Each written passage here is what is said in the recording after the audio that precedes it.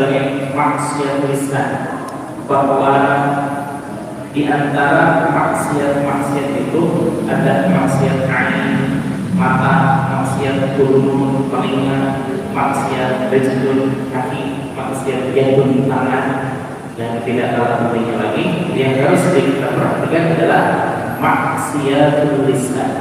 Maksiat lisan. Maklum ini adalah salah satu kitab dari jumlah ulama ilmu tasawuf, para ulama-ulama ahli tasawuf kemudian menyusun suatu makalah yang ini dipadukan dengan ilmu fikih, maka jadilah fikih yang merujuk kepada tasawuf, ya. Ada fikih murni, ada fikih yang berorientasi pada tasawuf. Salah satu halnya di dalam fikih murni bahwa orang yang mencuri itu punya dalam Islam tangannya, sebagaimana Rasulullah SAW menyatakan, laukan Fatimah binti Rasulullah SAW, seandainya Fatimah putrinya Rasulullah SAW sahabat ketahuan mencuri, maka aku sendiri yang akan memotongnya. Itu fikih murni. Tapi bagaimana kalau seandainya fikih tasawufi, fikih yang berkiblat kepada tasawuf asih, tapi dilihat dari berbagai segi. Contoh seperti dulu pernah terjadi ketika Sayyidina Abu Hurairah kebagian jaga malam Baitul Mal. Saat itu Rasulullah SAW memerintahkan untuk menjaga Baitul Mal.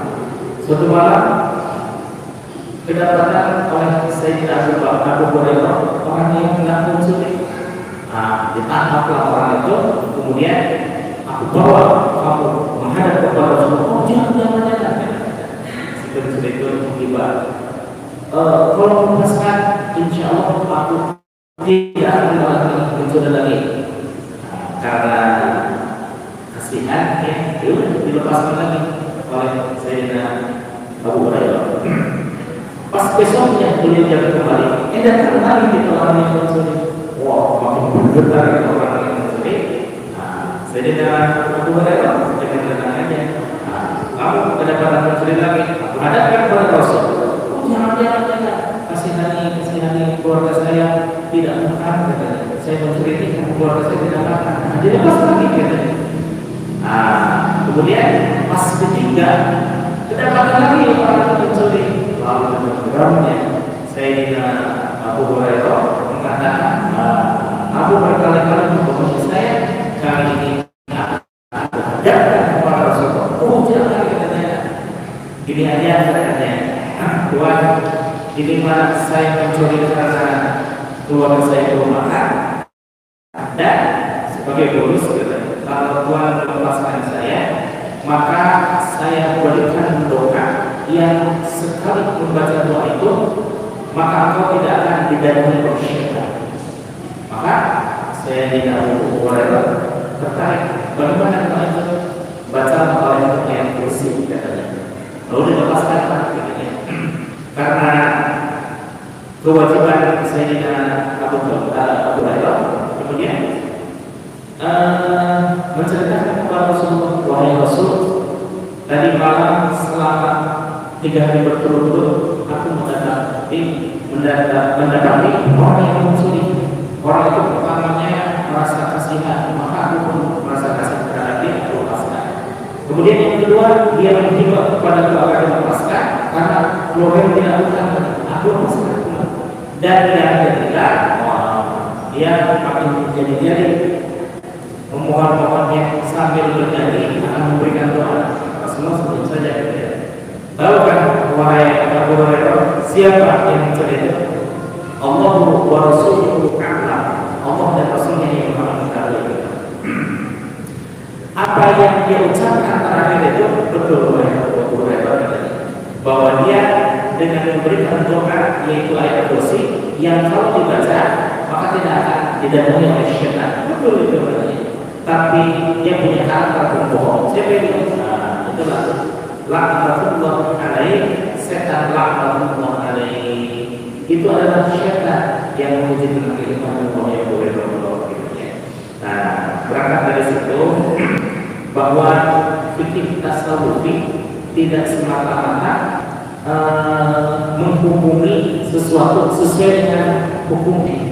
Kalau tadi kan orang yang ada pada tersebut maka dipotong tangan, tapi karena dia menghibah keluarganya belum makan, kemudian berkali-kali dia tidak boleh tidak makan, dia dilepaskan. Nah, pertimbangan itulah yang menjadi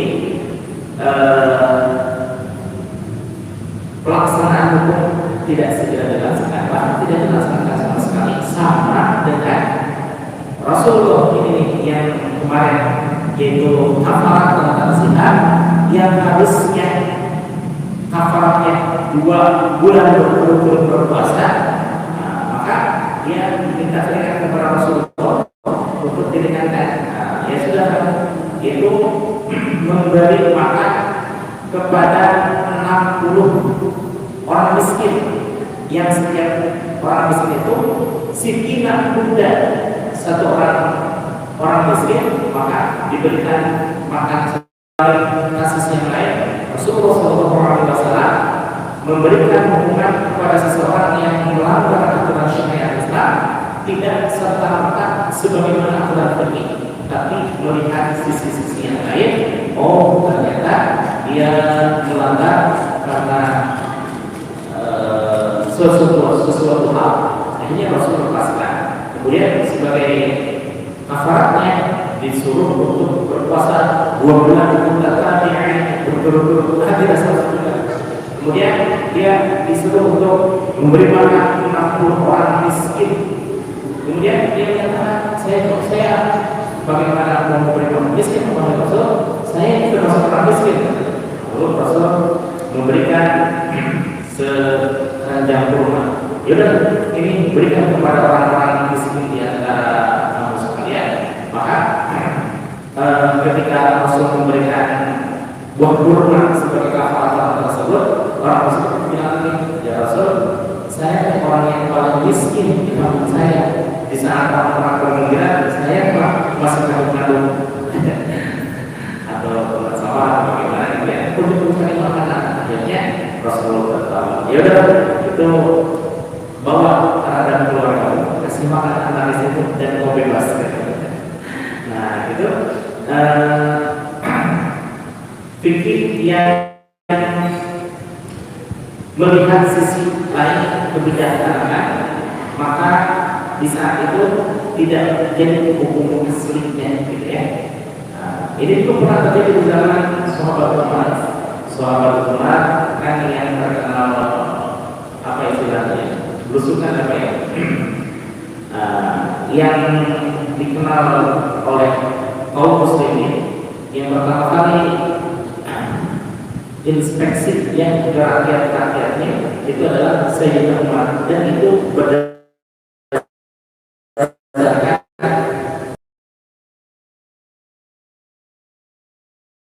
melihat sedang masak, maka Sayyidina Umar merasa iman. Nah, kemudian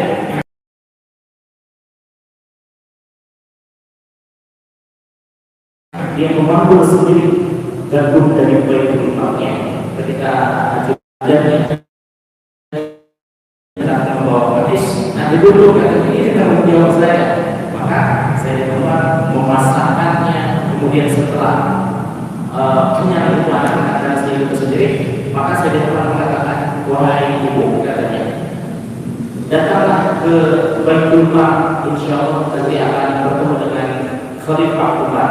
Maka silakan kau tunduk bagaimana dia harus memperlakukan rakyatnya.